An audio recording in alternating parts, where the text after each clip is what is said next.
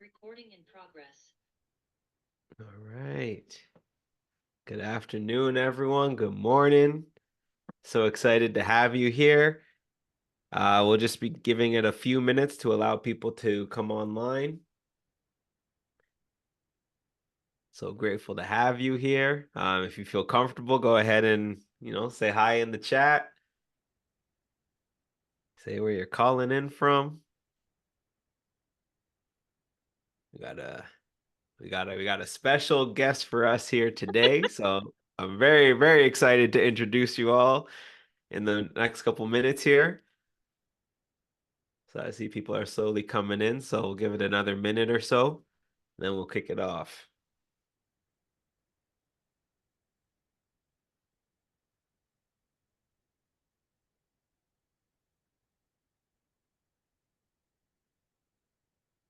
The weather is getting real nice over here. I can't, it's hot. When I dropped my son off to school today, I was I was getting toasty. So it's I think there's a heat warning here. So summer's here. Summer is here. No turning At back at some this point, point. we're going to complain about the heat, and then we're going to remind ourselves in Yeah. October that it was so fleeting that we need to just enjoy it. I always make it a point never to complain about the heat. I'll complain all day about the coldness, but I'll never Mhm, complain about the heat. mhm. We All hope. right, perfect. So let's get started here. So welcome everybody. We're so glad, we're so honored that you took the time out of your day to be here with us. It means the world to us that you're taking this time. We know life is busy right now, so we're grateful for that. We're grateful for the peoples of this community that we are sharing knowledge, that we're supporting one another. My name is Nathan Hall. I am calling in live from the traditional unceded, unsurrendered territory of the Algonquin and Anishinaabe people, better known as Ottawa. If this is your first culture chat, we're so glad that you are able to make it out. These sessions focus on holistic professional development through a racialized lens. So, we've covered topics like resume building, investing, mental health, physical health, all these things that are required to help us to be successful in our lives and in our careers. So go ahead, introduce yourself in the chat if you're comfortable. Say where you're calling in from. We love to get the conversation going. But aside from these chats that we have once a month, I also want to draw your attention to the check-ins that we have 2 times a month. And so we have one at 8 a.m. On the third Wednesday of the month, and then we have one at 6 p.m. on the fourth Wednesday of the month. And this is a virtual meetup group for racialized professionals. It is a space for us to connect, to share our stories, to offer support, to network. And just be in community with each other. We've understood the importance of being in community, how important it is for our health, for our growth, for our development. So a big part of how we can navigate and thrive in the face of racism, in the face of systemic barriers and so forth, is to be in community. And that's why we have these spaces. So I dropped the chat or a link in the chat. Please feel free to check that out. We would love to see you there. And, also want to, if you want to stay up to date with the work that we're doing, any of the events that we have, I also dropped a link in there so you could subscribe to our emails. So that way you always know what's going on with us when we have speakers coming in. We have different types of events that we provide. Now, when we talk about careers and professional growth, the topic of mentoring and coaching comes up a lot. I've heard it a number of times that people acknowledge how important it is to know the right people. To know the people who are going to put you on game, right? They'll show you the ins and outs of an industry, of an organization, what to do, how to do it. But I also hear a lot from racialized folks and other marginalized communities that they often have a hard time finding these coaches, finding these mentors, being able to build these types of relationships. They say, I don't know anybody who can help me, who can open up these doors for me. I don't know the right people. Like no one in my family or my neighborhood has these types of connections. I don't know where to start. And so we brought in a very special guest today to help us talk about this very topic. So our speaker comes to us with over 2 decades of experience. Sorry, that was too much emphasis on the You can decade. see the white hair. Go ahead. I've earned them. I put too much emphasis on the decade. But they got lots of experience in HR, in the coaching profession. She hails from the beautiful city of Mississauga. We are honored to have her here with us today. I asked if there's anything special she wanted me to point out, and she mentioned that a lot of times when it comes to coaching, when it comes to mentorship, when it comes to our careers in general, we don't ask, right? We are scared to ask people for things, to introduce ourselves to people. So she wanted me to let all of you know that because you're here today, that you are now a part of her network. You're a part of her community, and she's inviting you to reach out to her if you have questions, if you want that additional support. So just by being here today, your network has already grown. You've already expanded your community. So please give it up to Shalini Phillips. I had to pause myself. I had to pause myself. Shalini Phillips. So welcome, welcome. Oh, thank you so much, Nathan. Good morning, good afternoon, wherever you are in this wonderful world. I just want to first acknowledge the work that Culture Check has done, and just I've been privy to some of the amazing things that they've been doing in the community in Ontario and actually across the globe. So it's been really cool to watch this. And so when Nathan asked me to consider talking to all of you about something I'm very passionate about, I was overjoyed to kind of step in and do that. So I'm going to take you all through a deck, but what I want to just preface this conversation with is that there's going to be content on this deck. I'm not going to be reading the content. It's really foundational pieces that I want you to be able to take advantage of. But today really is about talking through the complexity behind each of those phases. So let me just share my screen. And hopefully everyone can see that. And let me just move some things out of the way so we're not in the thick of things. Here we go. So as I indicated, my name is Shalini Phillips. The best way to remember my name is that it rhymes with Melanie. So I have been really fortunate to be in the HR game for the last 20 years, as Nathan so passionately indicated. I have thoroughly enjoyed being in the HR space. And I know that if you do know HR people, some people are very exhausted. It's been a trying couple of years in terms of what we've gone through, from the pandemic through social movements, etc. But one of the things and the reasons why I've hung out in this space for so long is because I really do enjoy working with people, and I love watching people grow. As cliche as that may feel, but that really is what motivates me in this space. So I've been a chief people officer and for some amazing companies with some amazing people.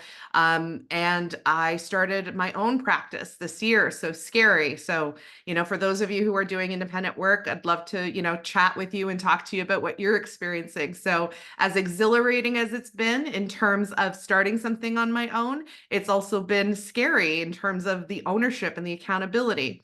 I also, and have been for the last, I would say the last 5 to 10 years, been coaching, doing executive coaching as part of my role as a chief people officer. That is pretty much a big part of my job, is being a coach for the executive members of an organization. But I also spend time working with individuals who are coming up in their careers, specifically newcomers into our fabulous country, and for those who are experiencing the corporate environment for the first time. So that's a little bit about me in terms of where I come from, and hopefully I can kind of share with you my journey and what that looks like. I want to take you through a couple things. I'm going to do an acknowledgement acknowledgement, and I'll tell you why this is meaningful for me. We're going to talk about coaching and mentorship. We're going to talk about what good and bad looks like, because trust me, there is good and bad in coaching and mentorship. We're going to talk about what BIPOC representation in the coaching industry right now looks and sounds like, and what people are doing to really change and move the dial forward. I'm going to talk about how do you actually do this. So how do you leverage your networks? How do you look at proactive growth? I'm going to be frank about costs. So you should be aware of what it's going to cost you. And then we'll do some takeaways as well. So as I mentioned before, I want to start with a little bit of a land acknowledgement. So I want to acknowledge the lands that constitute the present day city of Mississauga, where I'm in, with the treaty and the traditional territory of the Mississaugas of the Credit First Nation, the Haudenosaunee Confederacy, and the Huron-Wendat and Wyandot nations. So I want to recognize these people and their ancestors as peoples who have inhabited these lands since time immemorial. I'm very fortunate that in the city of Mississauga, we have amazing representation of Indigenous peoples. We need to see more of it. And I'll tell you why this actually hits home for me. My nephew is half South Asian or South Indian, and also First Nations as well. So, we read these land acknowledgements, we know how important they are, but I always find that when you can find personal meaning from it, it actually changes, how people show up every single day. So wanted to share that little tidbit, and let's get into it. So there's this conversation about coaching and mentorship and what does that look like? And I really want to just start off by the conversation of acknowledging that it's two different paths. It really is two different vocations in terms of what you're looking for. Mentorship is really, it's a long-term journey. It's someone who's going to be sitting with you through your career, through your work experiences. They're really going to be focusing on the issues, the challenges that you have in long-term planning for your career. And they're really focused on how do they help you through the journey of whether you're going through different promotions, you're actually trying to explore different career opportunities, and it's a long-term game. For me, I have two mentors that I've had for the last 25 years. These individuals started off as people that I worked with. I learned very quickly that if you don't ask, as Nathan indicated, you won't get. And I walked up to two senior leaders in my organization as a frontline employee and asked, what would mentorship look like? Do they have the time and space? And they did. I was very fortunate. I did also get a lot of no's, so I want to be clear about that. But these two individuals have literally stayed with me from the time I started off as an HR coordinator and a training specialist, and have moved all the way with me to where I am today.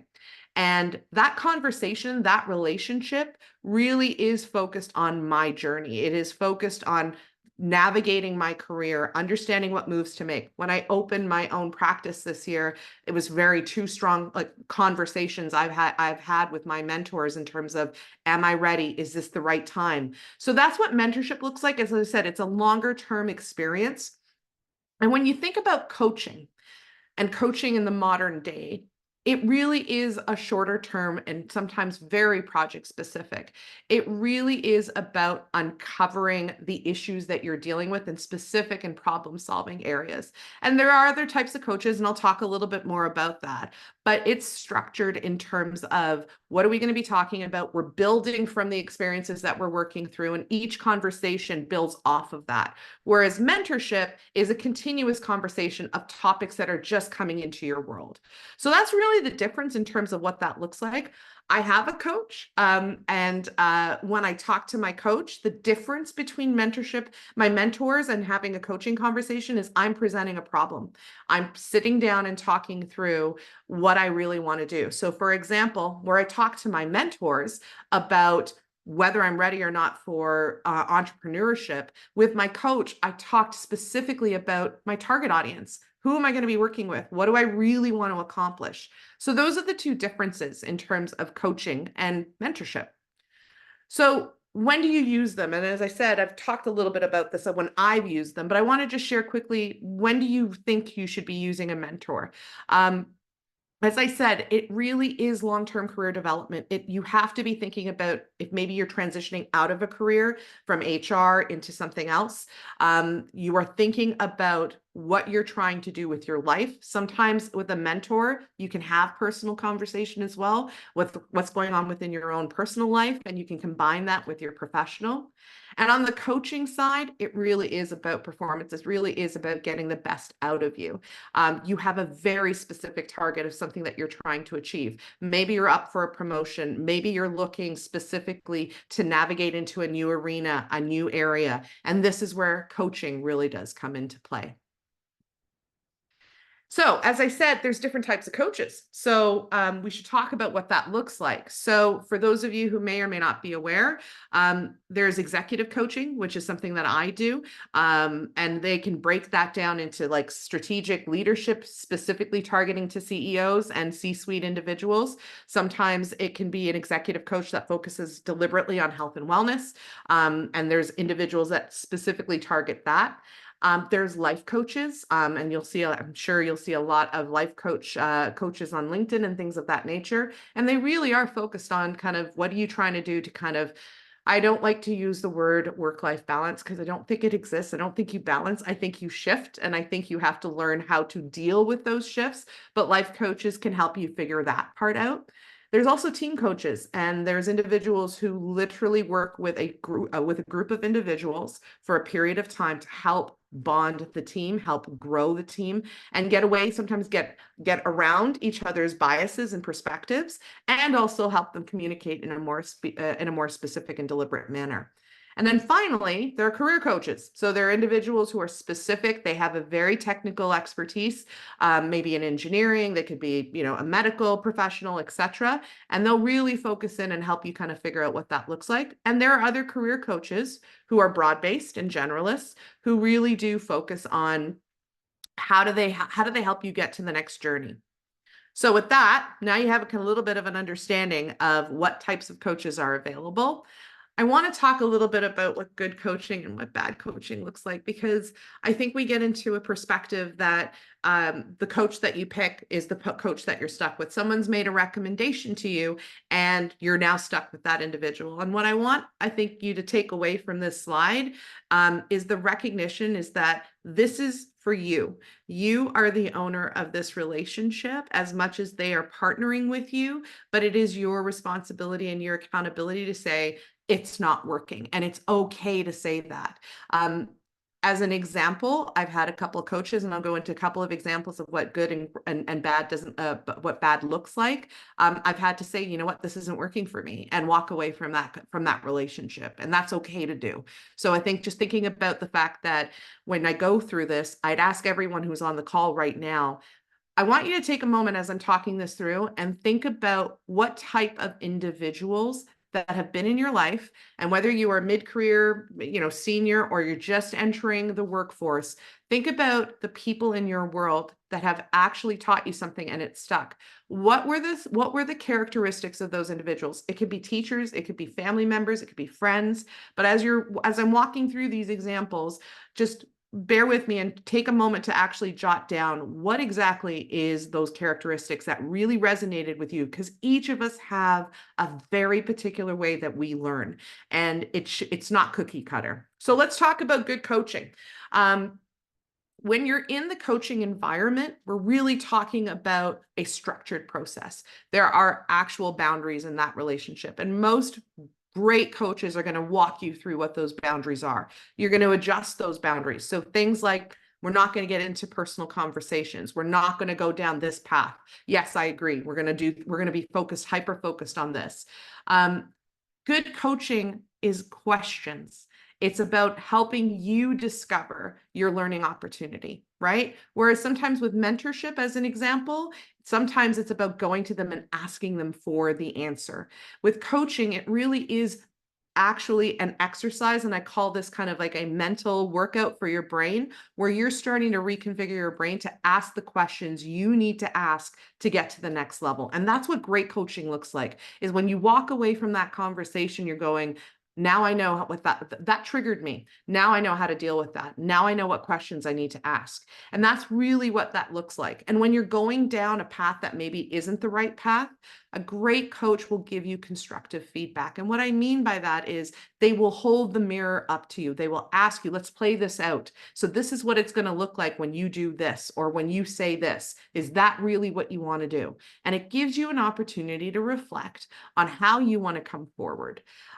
It also has ethical standards and competencies, and I'll talk a little bit about certifications as well. But that's really what good coaching looks like. It's a give and take. It's back and forth. It really is about the coach helping you figure out how to respond to the challenge that's in front of you, to the project that's in front of you, and ask yourself great questions so that in the next time this happens, you are ready to do it and you're ready to take that on. Now, in terms of bad coaching, and it happens a lot sometimes. You're going to find that you're sitting in a conversation. It's going to feel like this. You have a problem, you're talking it through. And as you're talking through the problem, your coach is interjecting and they're telling you all the things that are wrong with the conversation, where you went wrong. How did you do this? We shouldn't have done it that way. Here's what I would do. And sometimes it sounds and feels like talking over you. Sometimes it is advice when it hasn't been asked. It wasn't something you were looking for. This individual is quick to judge, quick to solution without really understanding your journey. And they ignore, as I said, really the professional and ethical pieces of this. And again, I want to give you some examples of what like good and what bad looks like from my experience. Great coaching when I'm having a conversation with my coach, and I was struggling at one point breaking, if you will, the glass ceiling of going into the chief suite environment. When you think about the Canadian landscape and you look at most executive boards, I'm happy to say that I'm seeing, especially in the tech and the fintech environment, there is a lot of representation starting to come forward, but there's still work to be done. And there is a predominant view and look of what some of these executive teams look like. And as I was trying to break into that mold, a great coach really started to help me think about how am I showing up every day to actually deliver the things that mean something to that executive team so they'll take notice. I had great conversations about what does it look like for me to be able to do that and not lose my voice, not lose my authenticity of who I am, and not trying to mold myself to be something that I'm not. And those were the conversations that really helped me elevate my game. That's what great coaching looks like. It's thoughtful questions about when you really are trying to get the attention of the CFO and you have a great, fantastic idea. How are you walking into that conversation? What do you want to get out of it? What does that look like? What are the outcomes you actually want to see? So that's what great coaching looks like. When you think about bad coaching, and I've had this happen a couple of times, as I mentioned, I've had to walk away from a couple of coaches and say, this isn't the right thing for me. I felt belittled. I felt like I walked away from that conversation almost like I was talking to my mom, feeling like I did everything wrong, not feeling empowered, not feeling energized, not feeling even introspective to think, what could I have done differently, but just feeling not great about myself. I went through this conversation probably a little too long in bad coaching, and it was 3 or 4 sessions before I finally realized this isn't the right thing for me. And it's really important to be strong and brave enough to say this isn't the right thing, because again, it's your journey that you're going through. And as coaches, our obligation is to give you the right tools, the right opportunity, and the right space, a safe space to do this in. And when that's not given, you have full accountability and full ownership to pull back and say, no, this isn't the right thing. So with that, give you a better example of what that coaching kind of feels like. How do you kind of move through it? I want to talk about something that's really important, which is BIPOC representation in the coaching industry. I'm going to put a quote up and I'll give you a moment just to read through it. And this is a very interesting study. And for those of you who have not had an opportunity to read this, I will say, full disclosure, I know Jonathan Passmore. I had the opportunity to work with a brilliant coach, an educator, and he and Mr. Roche actually put together a document called We Do Not See Color, and it was a really eye-opening experience in terms of what's happening in the coaching environment. So I want to pause for a second because I want to talk about what bad coaching and what that looks like in another perspective from a racialized lens. As a woman and as a woman of color, I didn't come forward in the coaching frameworks that are utilized in the same way that those who are not in underrepresented groups show up. So I had perspectives of things that I had walked in and felt and experienced as an employee. Things like being the token woman in the room, being the token women of color in the room, being told, oh, look, the exotic flowers is sitting in our meeting today. I've had people touch my hair and work through all these things. So when I sat down with a coach, having the ability to sit down and say, yeah, we're all at the same level wasn't my truth. I was seeing a lot of challenges in terms of how to climb, for me at least, in my experience, how to climb that ladder, how to do that thoughtfully. But I was also experiencing challenges of being told I had to conform, working in a male-dominated industry, and most of the industries I've come from are male-dominated, specifically white male-dominated. The challenges of being a female in that environment are astronomical. And so my coaching conversations, when I started to go through and recognize I needed a coach, I needed a safe space to talk this through, didn't recognize that. So I think it's really important, and this is one of the challenges we face, I think, in the coaching industry, is that we don't have enough BIPOC executive general coaches in the arena providing services to the community, and we need more of them. So for those of you who perhaps are interested in coaching, I would highly recommend that you go and pursue your coaching certification, that you become and you start doing your hours in terms of coaching, talk to others. But unfortunately, we're few and far in between. And I see that from especially, I think, women sitting in technology. It's been one of the biggest challenges of helping them come out of the challenges that they're faced with on a day-to-day when they're trying to even move up within their own industry. So I think what's important here, and the takeaway I'd ask all of you to think through, is and hopefully you've taken a couple of moments to figure out the characteristics of like what those great teachers and those individuals who've helped you move the dial, helped you learn. I want you also to think about how your coach comes through and what experience they bring. And it's not just about the coaching experience, it's their personal experience. What have they faced? What have they looked at? I have a lot of great coaches out there who are very sensitive, who are very aware, self-aware that they have a privilege that their coachees do not have. And they really try and focus in. They sometimes even bring other coaches to better help. That's a great coach. When you recognize you may not be everything you need for your individual, for your client.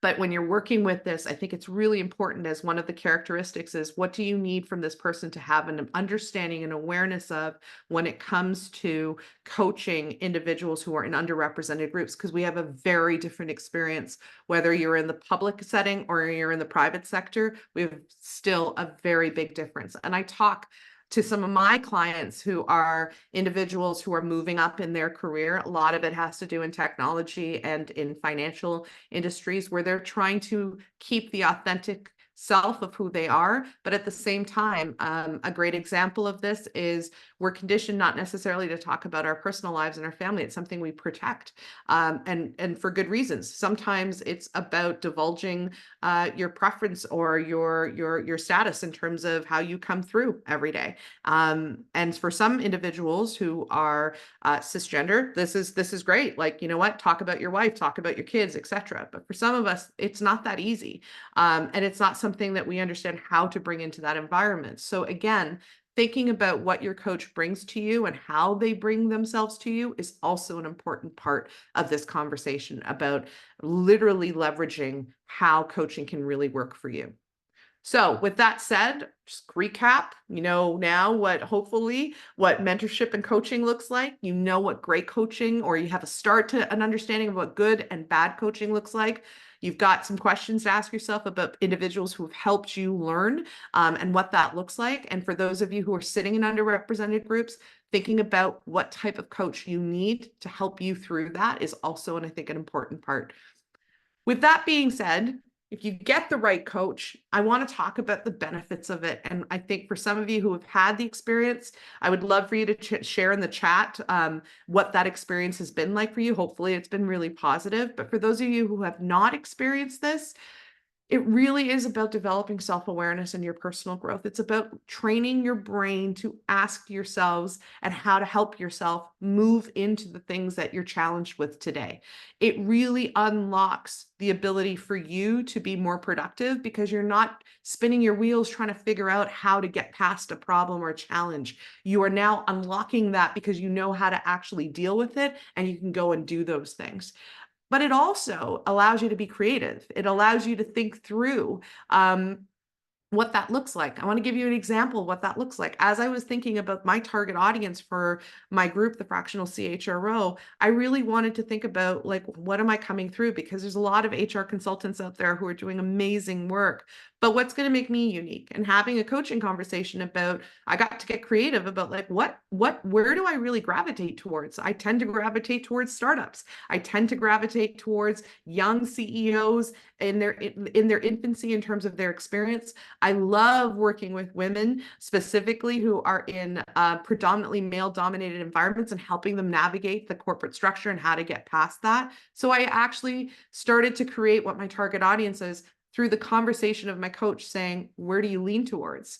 When have you had the best conversations? What does that look like? What does that sounded like?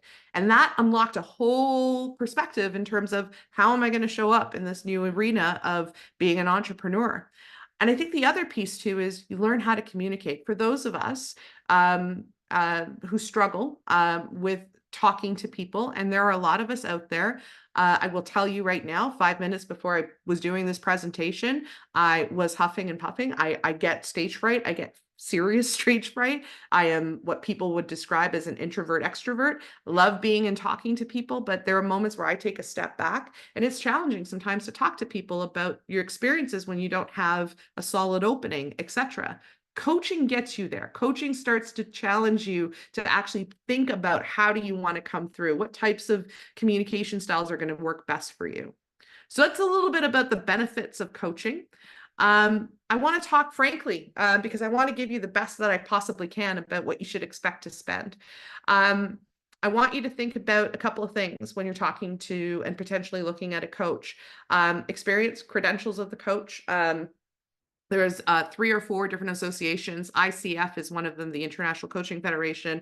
There is a European piece, and there's the coaching associations as well.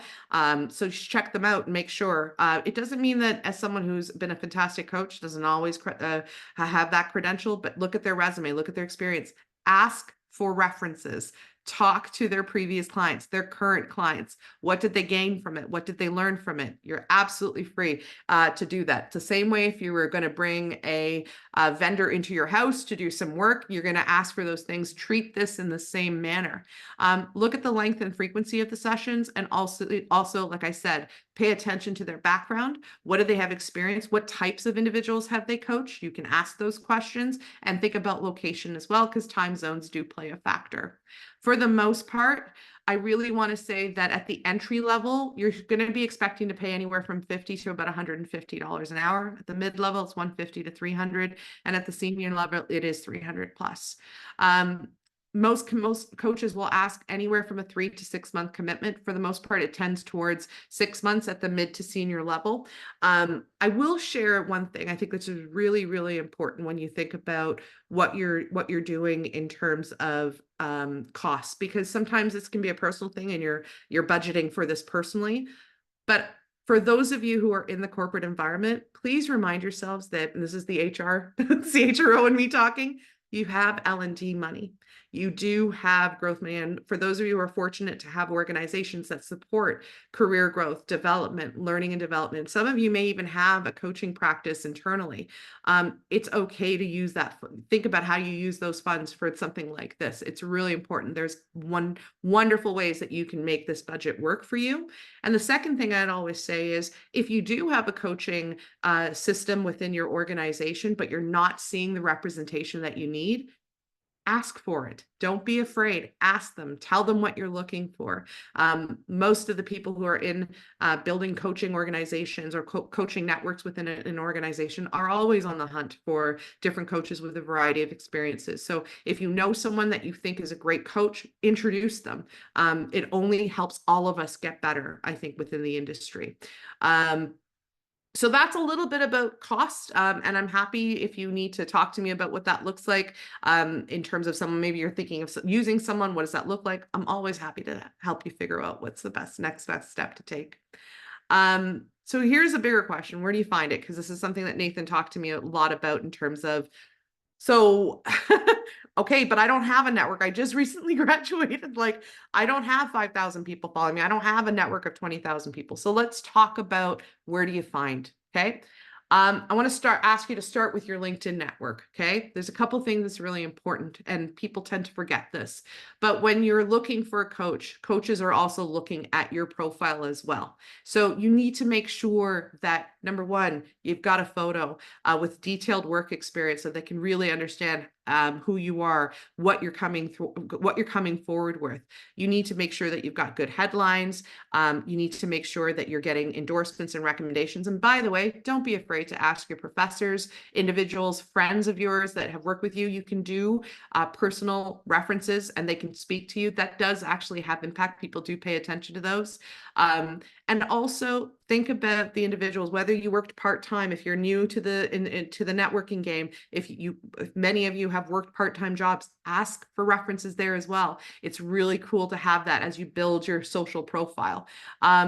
Think about what's in your phone, and let's be smart about the technology. Import your contacts, right? You'd be surprised. Maybe you graduated with someone, months ago, or maybe a year ago, and they've now landed in a company. You may not even know that they've landed there. So import your contacts is a big, big thing for me as I'm helping people kind of build up their network. The other things, look for LinkedIn groups. There's tons of them out there. Pay attention to the ones that are highly active, check their posts, see if you can join as a guest if it's private.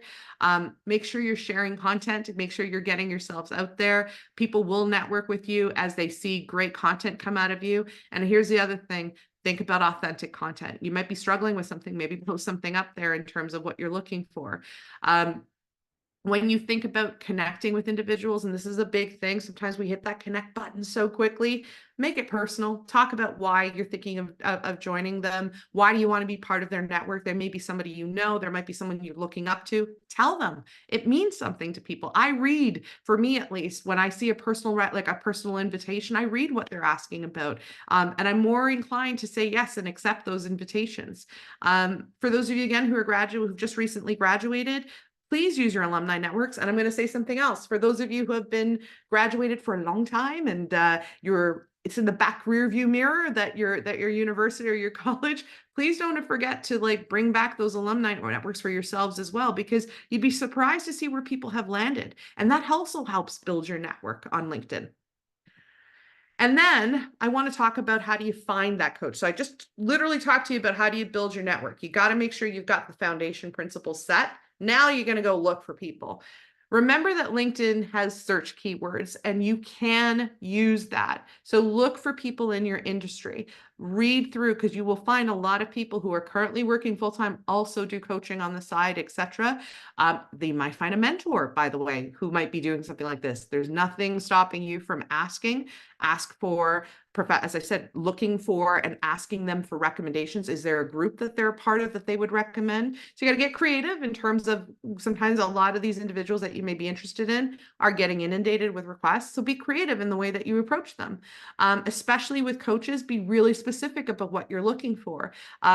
Ask for a 15-minute virtual coffee chat. Don't be afraid to ask for those opportunities. Most coaches will tell you right away, absolutely, let's talk that through.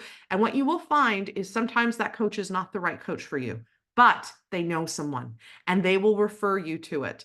The second piece of this is the old Google search. And I will also include now TikTok, because that is a viable research mechanism. So you need to check that out as well. Look for coaches there as well. That's a great way for you to start to build up your awareness of what's out there and who's out there.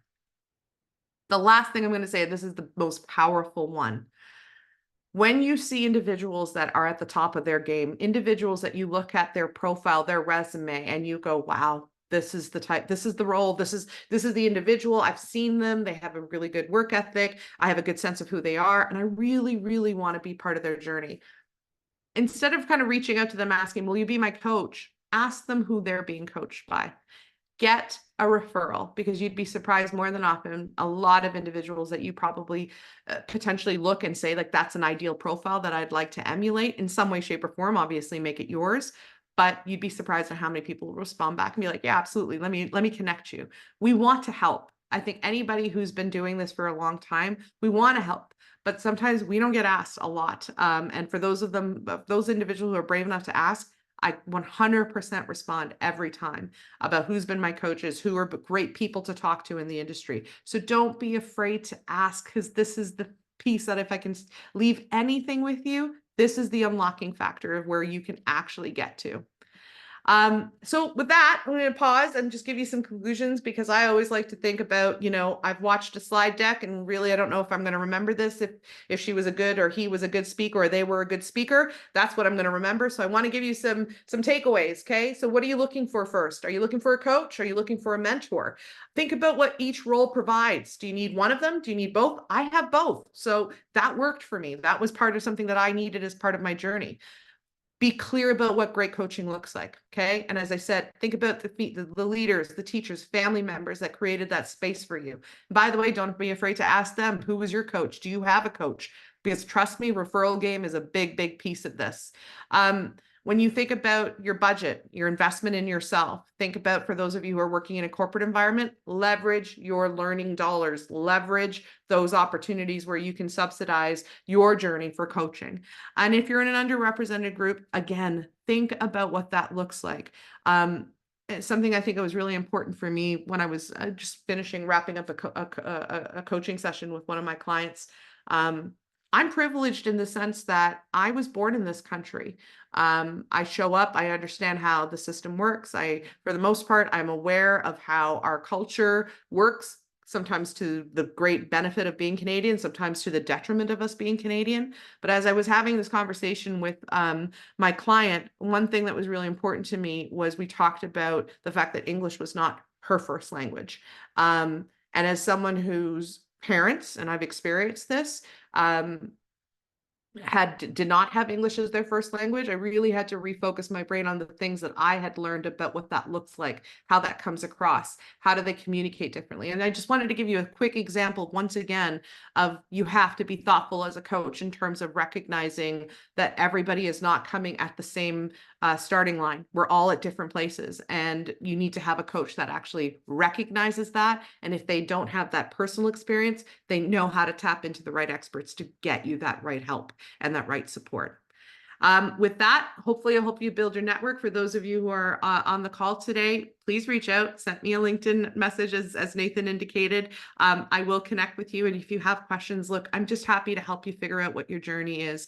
For me, coaching individuals and meeting some amazing humans that I've got to reach out and meet has been, like, honestly the highlight of my career, and I never want to stop doing it. So if you need help, I'm here to help you. I'm here to help you navigate. I have a fairly big network. Again, I'll hit on the 20 years I've been doing this. I know some people, so if you need help figuring out what that journey looks like, I'm here. And so thankful and grateful for you taking the time off your lunch to actually spend time learning with me. So with that, I'm going to turn it back over to Nathan.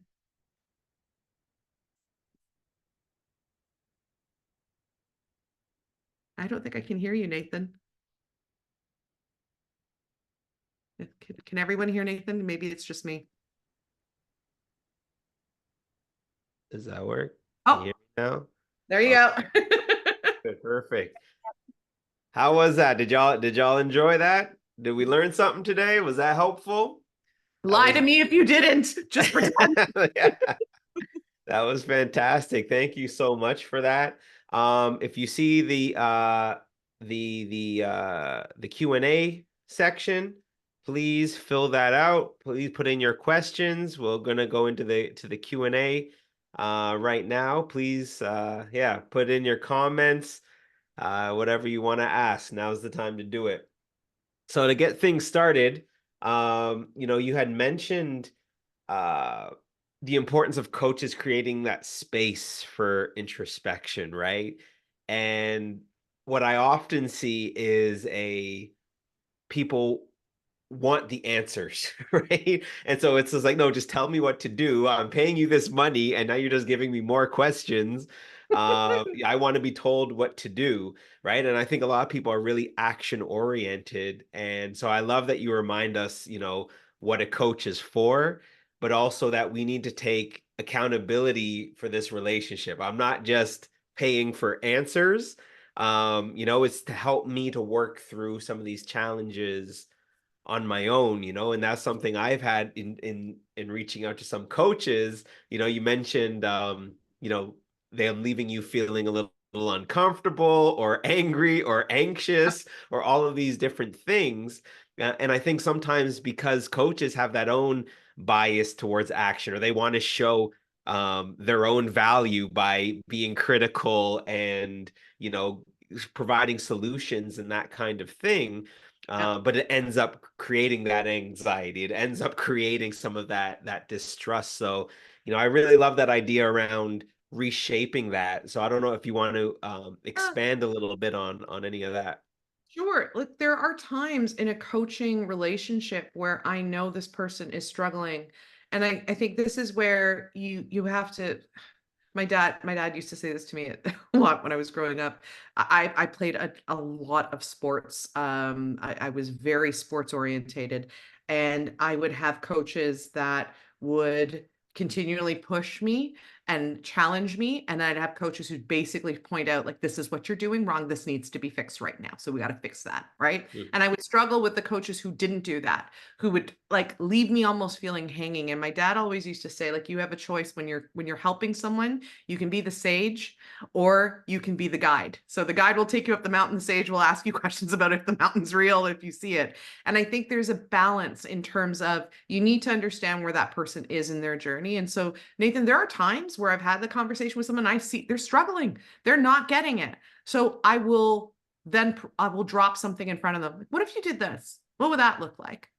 Again, I would give them direction, but they get to explore that direction, right? Versus just continually saying, like, Nathan, I clearly see you're struggling with this. What other way could we think about? And you're banging your head going, like, I don't know. Like, exactly to your point, I'm paying you to help me figure this out. So I think the journey when you're thinking about coaching is I also plant seeds, right? When I see that it's not getting to the right space, I plant those seeds in terms of like, hey, what happened if you did this? What would that look like? Do you feel comfortable even exploring that? And again, it nudges the conversation in a different way. I'm guiding them to potentially what could be an answer, but I also want them to explore it because here's the challenge.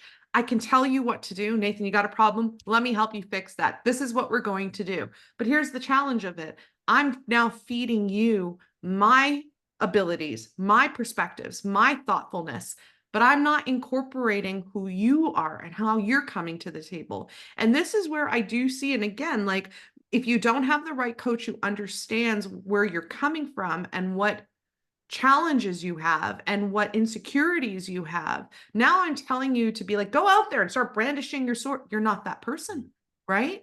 So it really is about, like I said, when you see someone struggle, you plant seeds to help them get to the next piece. You don't just let them flounder. And then again, that's great coaching versus bad coaching. Yeah, no, I love that. And even with like therapists as well, I've seen and I've heard these types of same stories of being told what to do versus are you helping me to find the answers for myself and being able to, what are the questions I need to be asking myself? And so, I've seen both of those cases a lot where you have, you know, the ones trying to, what do you call it, being the guide too much and relying too heavily on, I am going to give you the advice. I'm going to tell you exactly what to do. Yeah. And I think, but then on the same end, on the receiving end, I think a lot of us like that, right? It's like, I'm struggling right now. Just tell me what the answer is and tell me how I can get the promotion. Tell me how I can fix whatever relationship. So I think that that's great advice. And think for those of us who are, depending on how you view it on some days, fortunate or unfortunate to have siblings or cousins who you're very, very close to. And if you're the older one, think about your frustrating moments when they come at you with a question that you struggled, you had to figure it out on your own, but now they want instant gratification. I think we also have to change our perspectives about the way that some of us were growing up in the environment. I'm Gen X, so I lived both worlds. I lived a world where when the lights came out, you came inside, but I also was introduced to the world of technology, so I've had to adapt to that. But some of the individuals who are coming out into the corporate environment right now have had instant gratification. If I have a problem, let me go Google the answer. I need to fix this. There's a technical answer to this. And so sometimes you find, and I do find this sometimes with older coaches, and I don't want to place that in terms of older, in terms of age, but maybe experience and are not living in both worlds. It's like, well, you've got to pay the price. I think a lot of people have heard this before, right? You got to earn your stripes. You got to go through it. You got to burn before you learn. And here's the challenge of that. When you're in environments where you actually feel like you just need the answer, you're at a point in your personal journey where you're frustrated. This isn't like, I just want the answer right now. It's because you're frustrated. And this is the part of a coach helping you figure out, how do you actually unwrap that, right? What is triggering you to get so agitated that you just need the answer right now? And sometimes it's deadline. Sometimes it's people are pushing you too far. You got to unwrap that first, because the next time this happens, you're going to be right back where you were, which is, I need the answer right now. And if you don't train your brain on how to figure out how to get yourself out of that situation so that you can take the time to figure out how to get that answer, nothing's going to change. Yeah, yeah. You had mentioned, using TikTok to be able to find Yes. coaches, but I just want to,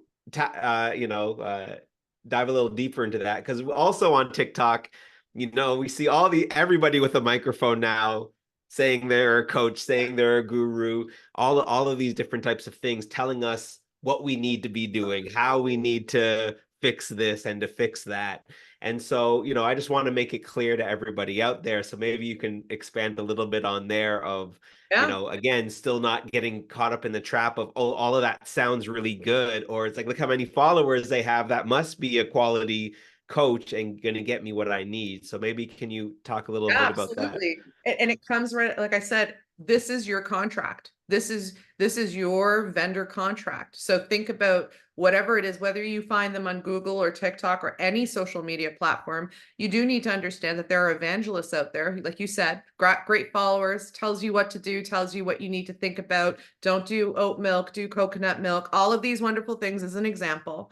But you have to do your research. You have Yeah. to actually talk about references. You have to talk about what's the engagement look like. Because again, you can talk a great game, but at the end of the day, you should be able to look at my resume as my credentials. I should be able to provide you individuals that I've coached that you can actually speak to. So don't get caught up in our environment right now where everyone's an influencer. And there's a lot of coach influencers out there. The great ones, when you actually dig into who they are, they'll have a proper website.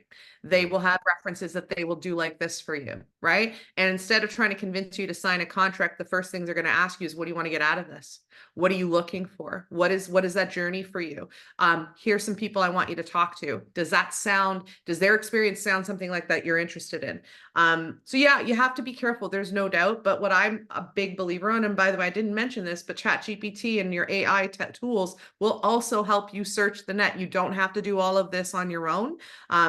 You can vet those things. But again, this is your contract. And for those of you who are spending money, your own money, listen, you're not going to let a stranger come into your house and like fix your plumbing without knowing who they are. Hopefully you don't, but like, please don't. So in the same breath of like, you're going to bring a coach, they're coming into your life. They're coming into your journey. They're coming into your experiences.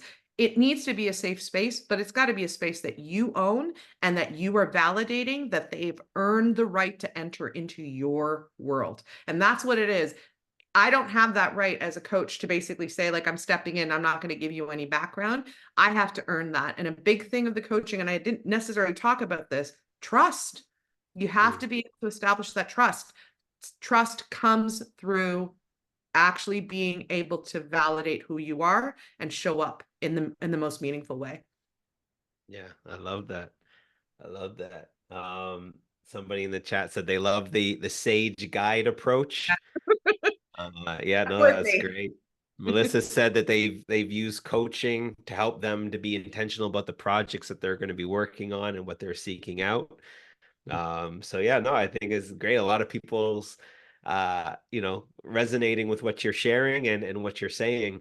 Um, one last question. Sure. What are your thoughts on layering coaches, right? So if I, my how much of my I'll ask this question first. How much of my experiences should be reflected in my coach, right? So if I have a lot of intersecting parts to my identity that are important, and maybe the inner at those intersection of those identities create new challenges, new things to think about. That a coach might only understand an aspect of that. Yeah. So what are your thoughts on how much should my coach have experiences that are very much reflective of my own experiences? And then what are your thoughts on layering coaches? So maybe I have a coach to help me with these issues and another for those issues. And how do I create that suite of coaches? I think like when you're thinking about your journey, you get to own who comes into the table and you can have multiple seats at that table.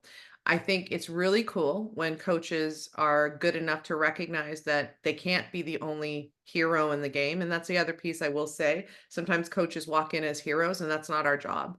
Um, for me, I have a couple clients who have other coaches specifically focused on things that I can't help them through.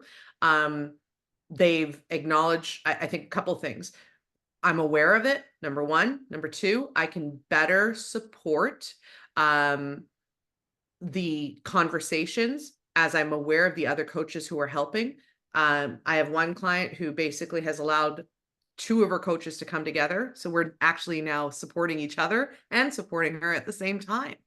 Um, a bad coach will basically tell you there's nobody else but me. I'm not going to waste my time, Nathan, talking to you about how I help you, only to have another coach who I don't know anything about erode.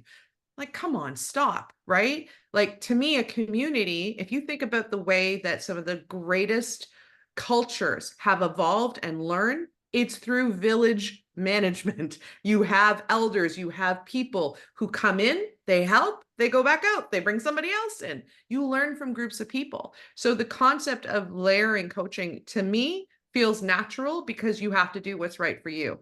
I think the unlocking part of this is get them in the same room, talk to them, tell them about each other so that they're not competing, they're working with you to figure things out. So yeah, that's my perspective on it. All right. This is fantastic. I really appreciate your time. No These are worries. great questions. I'm seeing, a lot of love in the chat from Uh, what is being shared. So yeah, very grateful for all of this wisdom.